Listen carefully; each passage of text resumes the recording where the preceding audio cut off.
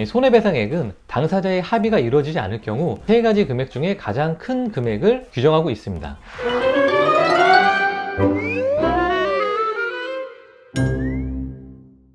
안녕하세요, 꿀삼촌입니다. 실거주한다던 집주인이 다른 세입자를 받아서 이로 인한 손해배상 청구가 늘고 있다는 뉴스 기사를 얼마 전에 접했습니다. 그래서 저도 구독자분들에게 여쭤봤었는데요. 귀찮아도 어떻게든 손해배상을 청구한다는 의견이 70%가 넘는 것을 확인했었는데요. 그래서 이번 영상에서는 실거주를 사유로 계약갱신을 거절했는데 임차인이 손해배상을 청구하는 방법에 대해서 설명을 드리고자 합니다. 영상을 시작하기에 앞서 구독과 좋아요는 저 꿀삼촌이 영상을 제작하는데 아주 큰 힘이 됩니다. 지금 바로 구독, 좋아요를 눌러주세요. 집주인이 실거주를 사유로 계약갱신을 거절했는데 알고 봤더니 다른 세입자를 받았다라고 하면 주택임대차보호법 제6조의 3, 5항에 근거해서 손해배상 청구가 가능합니다. 이때 임차인은 과연 얼마의 손해배상을 청구할 수 있을까요? 손해배상액은 당사자의 합의가 이루어지지 않을 경우 세 가지 금액 중에 가장 큰 금액을 규정하고 있습니다. 첫 번째로는 갱신 거절 당시의 월차임의 3개월치입니다.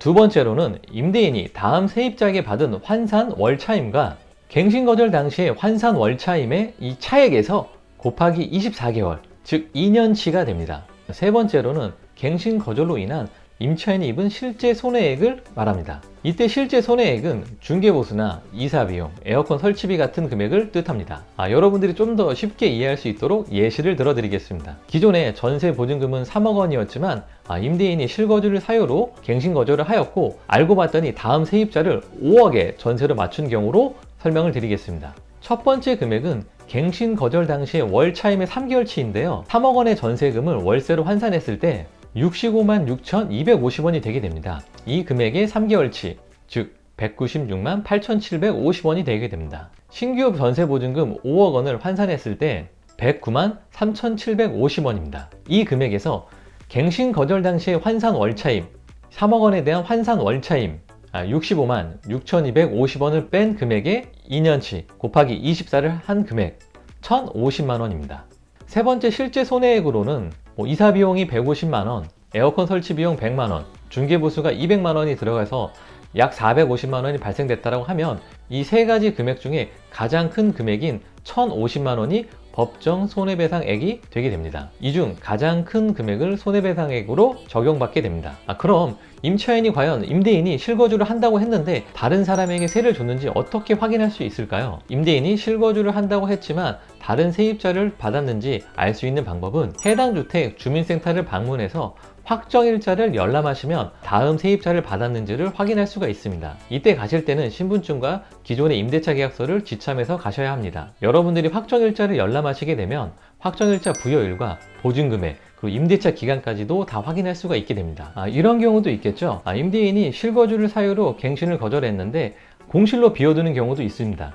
집을 공실로 비워둔 것이 허위로 갱신 거절한 것이라고 판단이 될 경우에는 주택임대차보호법 위반으로 민법 제750조 불법행위의 책임을 임대인은 지게 됩니다. 다만 이때는 제3자에게 주택을 임대한 것이 아니기 때문에 아까 제가 설명드린 주택임대차보호법 제6의 3, 5항에 근거한 법정 손해배상 책임 대상은 아니게 됩니다.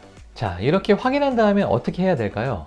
첫 번째로는 집주인에게 내용증명을 보내셔야 합니다. 내용증명의 내용으로는 나는 당신에게 계약갱신을 요청하였지만 당신은 실거주를 사유로 거절하였고 알고 봤더니 당신은 다른 세입자를 구하였다. 그래서 나는 당신에게 손해배상을 청구한다 라는 내용을 담아서 내용증명을 보내시면 됩니다.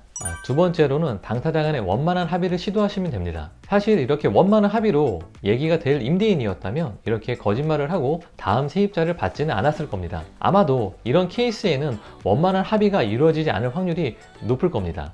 그렇지만 가장 좋은 건 당사자 간의 합의이기 때문에 먼저 대화를 시도해 보시는 건 꼭 필요한데요. 대화를 시도하였는데도 합의가 잘 이루어지지 않는다고 하면 주택임대차 분쟁조정위원회에 방문 상담이나 예약을 하셔서 조정 절차를 밟으시면 됩니다.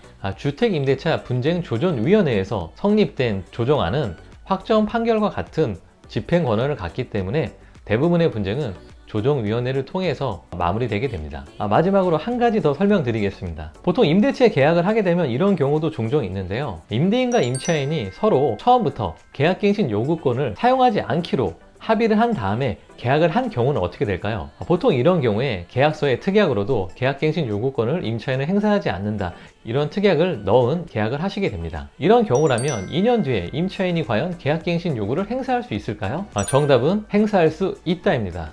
이때 도의적으로는 임차인이 계약갱신 요구권을 행사하는 게 잘못될 수도 있겠지만 주택임대차보호법 10조에 의거해서 임차인에게 불리한 약정은 효력이 없다라는 강행 규정이 있기 때문에 나는 계약갱신 요구권을 행사하지 않을 거다라는 약속을 하였어도 2년 뒤에 본인의 상황이 변했거나 변심이 생겨서 계약갱신을 요구한다 하더라도 임대인은 계약갱신 요구권을 받아줘야 합니다. 도의적으로는 임차인이 잘못한 걸 수도 있겠지만 주택임대차보호법 존재 근간 자체가 임차인을 보호하기 위한 법이기 때문에 임대인 입장에선 조금 억울할 수도 있어도 이 경우에는 임차인의 요구를 들어줘야 합니다. 지금까지 임대인이 실거주를 사유로 계약갱신을 거절하고 다음 세입자를 받았을 때 임차인이 손해배상액을 얼마나 청구할 수 있는지 또 어떻게 해야 되는지에 대해서 설명을 드렸습니다. 끝으로 구독과 좋아요 눌러주신 분들에게 감사의 말씀을 드리면서 그럼 저 꿀삼촌은 다른 유익한 영상으로 다시 찾아뵙도록 하겠습니다. 지금까지 시청해주셔서 감사합니다.